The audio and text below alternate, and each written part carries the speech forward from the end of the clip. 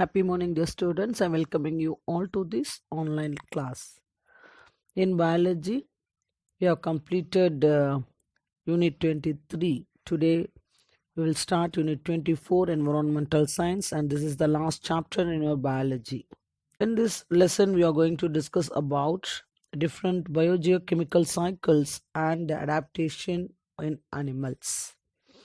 Biogeochemical cycle.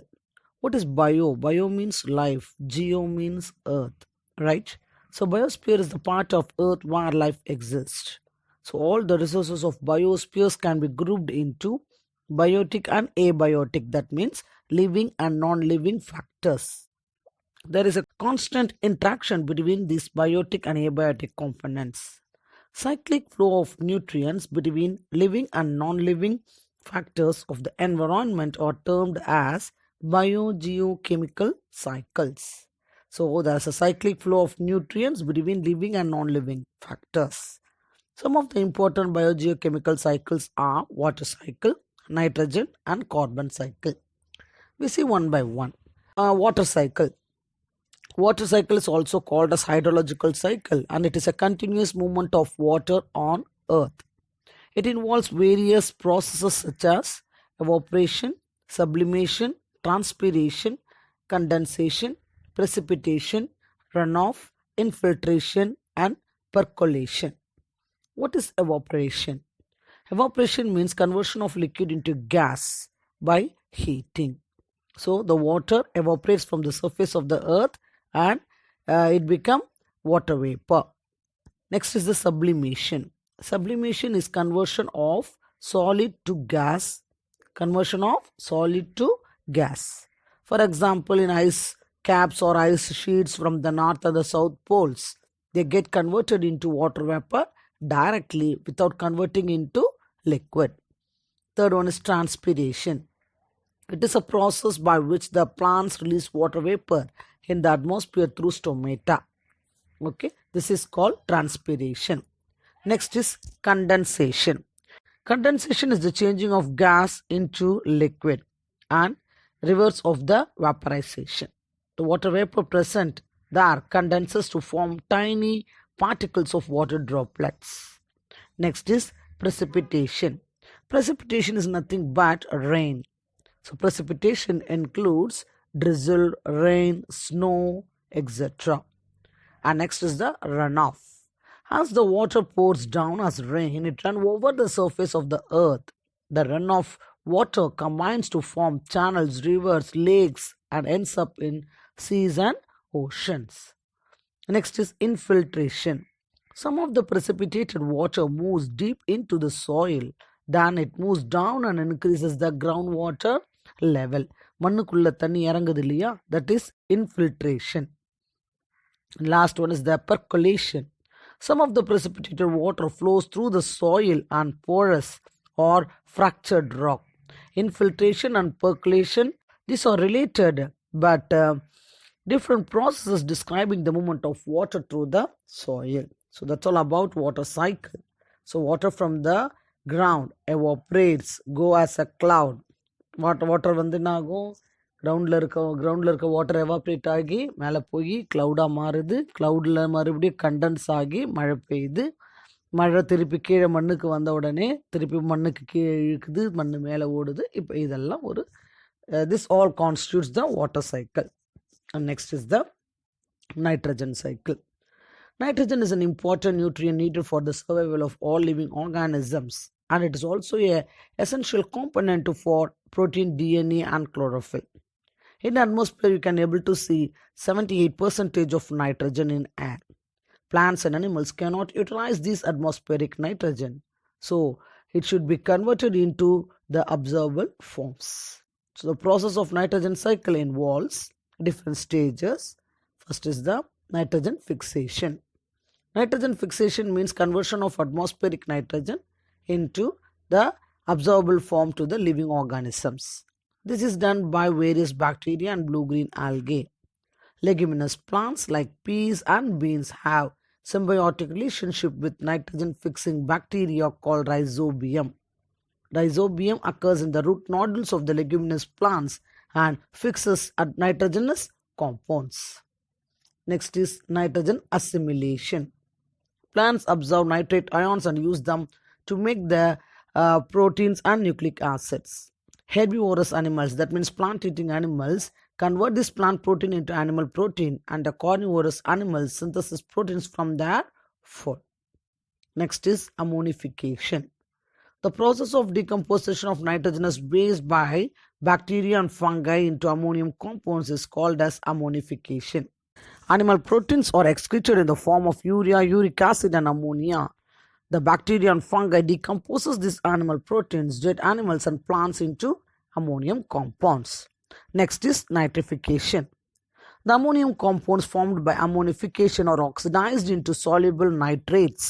This process of nitrate formation is known as nitrification.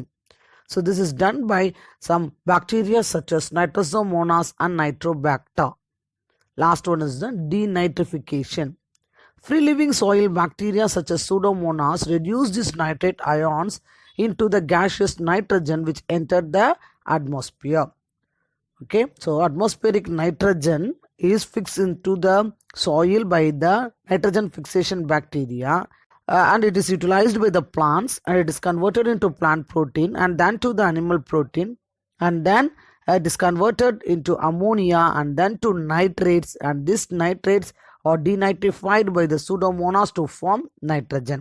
So அப்போ நைட்ரஜனில் ஆரம்பித்து மண்ணுக்கு வந்து திருப்பி பிளான்ஸ் யூட்டிலைஸ் பண்ணுது, அனிமல்ஸ் யூட்டிலைஸ் பண்ணுது, டீகே ஆகுது, மறுபடியும் மண்ணுக்கு போகுது, திருப்பி நைட்ரஜனாக மாறுது. இதுதான் nitrogen cycle. Right.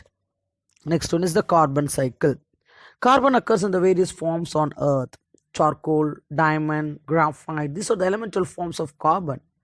Whereas the combined form of carbon includes carbon monoxide and carbon dioxide, which is produced by the vehicles.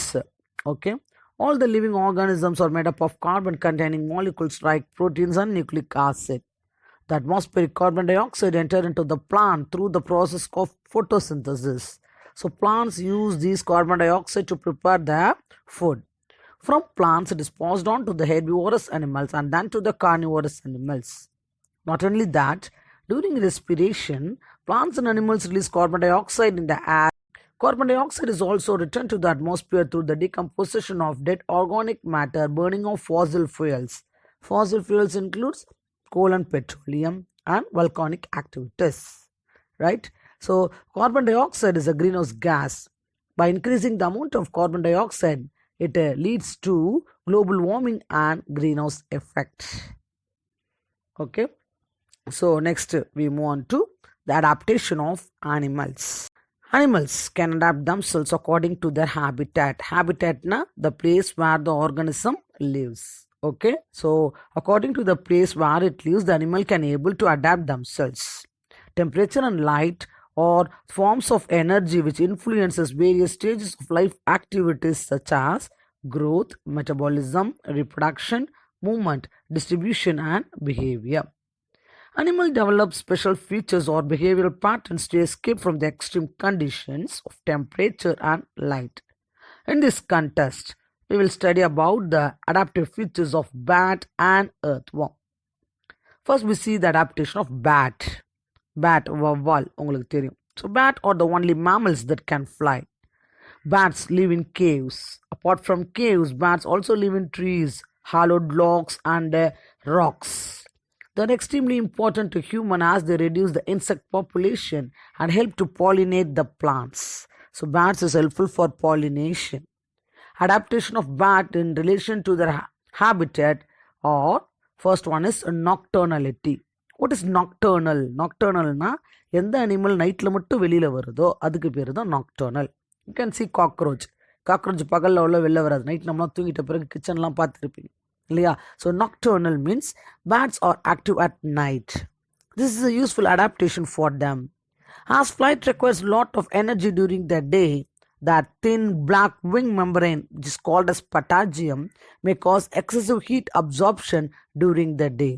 Daytimeல wings பிளாக்காக தின்னாக இருக்கிறதுனால அதிகமாக ஹீட்டை அப்சார்ப் பண்ணும். This may lead to dehydration. அதனால தான் பேட்ஸ் நைட்டில் வெளியில் வருது. Okay. Next one is flight adaptation. Forelimbs are modified as wings. tail support and control movement during the flight. Muscles are well developed and highly powerful and achieve in beating of wings. The tendons of the hind limbs. Do you know what is meant by tendon? Tendon means it is a small muscle which connect the bones and the muscles. Boneயும் muscleயும் connect பண்ணக்கூடியது தான் tendons. So the tendons of the hind limb provide a high grasp when the animals are suspended upside down at rest. சில சமயம் பார்த்துருக்கலாம், மரத்தில் ஏதாவது ஒரு இடத்துல வௌவால் தலைக்கீழே தொங்கும், காலை வந்து மேலே பிடிச்சிக்கும், கீழே தலைக்கீழே தொங்கிட்டு இருக்கும். அப்போ அந்த தலைக்கீழே தொங்குதுன்னா அந்த ஹைண்ட் லிம்பில் இருக்கக்கூடிய அந்த டெண்டான் அவ்வளோ ஸ்ட்ரென்த்தாக இருக்கும். ஓகேவா? Next one is the hibernation. Hibernation is a state of inactivity in which the body temperature drops with a lower metabolic rate during the winter. Winter சீசனில் அதனுடைய பாடி டெம்பரேச்சர் கம்ப்ளீட்டாக ட்ராப் ஆகிடும். அப்போ பேட்ஸ்லாம் வந்து என்ன ஆகிடும்னா இன்ஆக்டிவ்னா எந்த வேலையும் செய்யாது, அப்படி சைலண்ட்டாக கம்முன்னு உட்காந்துரும். இப்போ bats are warm blooded animals. Bats வந்து warm blooded animals, but unlike other mammals they let their internal temperature reduce when they are resting. So rest எடுக்கும் பொழுது அதனோட இன்டர்னல் டெம்பரேச்சர் கம்மியாகும். they go to a state of decreased activity to conserve energy. So அப்போ அதுக்கு எப்போ அதனுடைய body temperature drop ஆகுதோ அப்போ இன்ஆக்டிவாக சைலண்ட்டாக உட்காந்துரும். அந்த டைமில் அதனுடைய பாடியில் எனர்ஜி அது கன்சர்வ் பண்ணிக்கும். That is called as hibernation. Hibernation is simply called as winter sleep. During winter, it will sleep. They do not do any work. Okay. Next one is echolocation. Bats use a remarkable high frequency system called echolocation. Bats move ஆகும்போது ஒரு மாதிரி sound produce பண்ணிக்கிட்டே move ஆகும். Bats give out high frequency sound. That sound is called as ultrasonic sounds. These sounds are reflected back from its prey and perceived by the ear. அந்த sound போய் ஏதாவது pray மேலேயோ இல்லை Waals மேலேயோ பட்டு திருப்பி எக்கோ அடிக்கும். Bats use their echoes to locate and identify the prey. So it's a very important question. What is meant by echolocation, or how bats will identify the prey? Okay. So these are some of the adaptations of a bat. First one is nocturnality. That means they come only during at the night time. Second one is the flight adaptation. Forelimbs are modified into wings. And third one is hibernation. So to conserve energy, it will take winter sleep. And fourth one is echolocation. So it produces a remarkable high frequency sound to find out their prey. Okay. And next we move on to the adaptation of earthworm. So earthworm is found in soil, feeding on live and dead organic matter. Earthworm plays a vital role in soil fertility. It facilitates aeration, water infiltration, and producing organic matter to increase crop growth. Some of the adaptations are, number one, streamlined body. Earthworm has a cylindrical, elongated and segmented body. You can able to see the earthworm, manpulu pathirupinga, cylindrical, elongated, segmented body.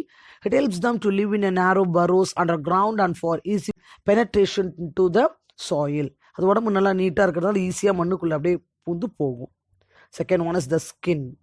Mucus covers the skin. So மண்புழு பார்க்கும்போது ஒரு குழகுழப்பாக இருக்கும் இல்லையா? So மேலே வந்து ஒரு குழகுழப்பு இருக்கும். Covers the skin which do not allow the soil particles to stick on it. Moist skin helps in oxygenation of blood. அந்த மாதிரி ஸ்கின் மாய்ஸ்டாக இருக்கிறதுனால ஆக்சிஜன் பிளட்டுக்குள்ளே ஈஸியாக உள்ளே போகும் வரும். Third one is the burrowing. Its body is flexible, having circular and longitudinal muscles. So அதனோட பாடி வந்து ஃப்ளெக்சிபிளாக இருக்கும், having two types of muscles, circular and longitudinal muscles, which helps in the movement and subsoil burrowing. Each segment on the lower surface of the body has a number of setae. And the segment என்ன இருக்கும்? setae இருக்கும்.